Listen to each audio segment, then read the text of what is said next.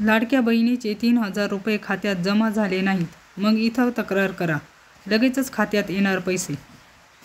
नमस्कार, आपण चॅनलवर नवीन आला असाल तर चॅनलला सबस्क्राईब करण्यास नम्र विनंती. मध्य प्रदेश राज्य शासनाच्या धर्तीवर सुरू करण्यात आलेल्या मुख्यमंत्री लाडकी बहीण योजनेसाठी अर्ज करणाऱ्या महिलांसाठी एक महत्त्वाची बातमी आहे. खरं तर MP सरकारच्या धर्तीवर सुरू झालेल्या या योजनेअंतर्गत राज्यातील पात्र महिलांना दरवर्षी 18,000 रुपये दिले जाणार आहेत. म्हणजेच प्रत्येक महिन्याला 1,500 रुपयांचा लाभ मिळणार आहे. यासाठी राज्यातील 21 ते 65 वर्ष वयोगटातील महिला पात्र ठरणार आहेत.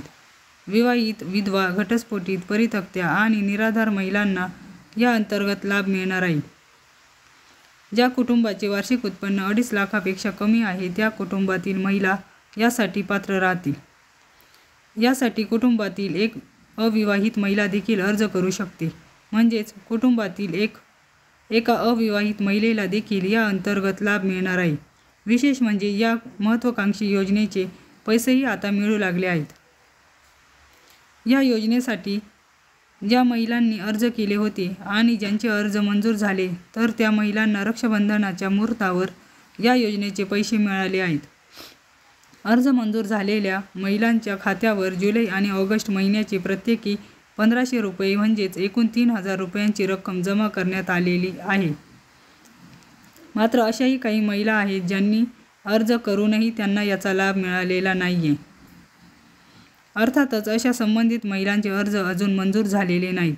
यामुळे या अर्जदार महिलांच्या माध्यमातून त्यांना योजनेचे पैसे मिळालेले नसल्याने त्यांनी आता पुढे काय केले पाहिजे, याबाबतची तक्रार कुठे केली पाहिजे, अशा प्रश्न उपस्थित केला जातोय.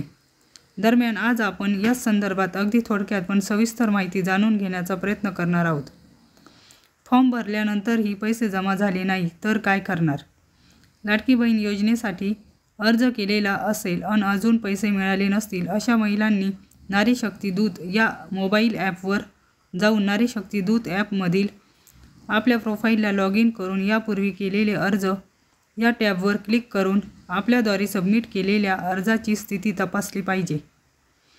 यापूर्वी केलेले अर्ज या टॅबवर क्लिक केल्यानंतर तुम्हाला तुमच्या अर्जासमोर अप्रूव्ड, डिसअप्रूव्ड, पेंडिंग, रिजेक्टेड असे शेरे दिसतील. जर तुमच्या अर्जापूर्वी अप्रूव्ड असं लिहिलं असेल तर तुमच्या खात्यात पैसे जमा झालेले असतील. पण डिसअप्रूव्ड, पेंडिंग, रिजेक्टेड असं लिहिलेलं असेल तर तुमच्या खात्यात पैसे जमा झालेले नसतील. जर तुमच्या अर्जापुढे डिसअप्रूव्ड असं लिहिलं असेल तर अर्ज रद्द करण्याचे कारण पाहण्यासाठी व्ह्यू रिजन या ऑप्शनवर क्लिक करून त्याप्रमाणे आवश्यक कागदपत्रांची पूर्तता करायची आहे. यासाठी एडिट फ्रॉम टॅबवर जाऊन यापूर्वी केलेल्या नोंदी चुकीच्या असतील तर त्या दुरुस्त करून फॉर्म सबमिट करावा. पण फॉर्म एकदाच एडिट करता येईल याची नोंद घेणे आवश्यक आहे. येथे संपर्क साधावा.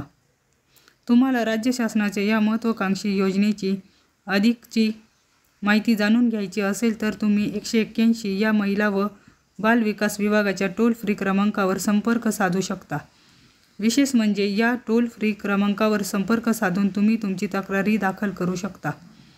यासोबतच राज्याचे उपमुख्यमंत्री अजित पवार यांच्या पुढाकाराने राष्ट्रवादी काँग्रेस अजित पवार गटाने एक व्हॉट्सअप हेल्पलाईन क्रमांक सुरू केला आहे.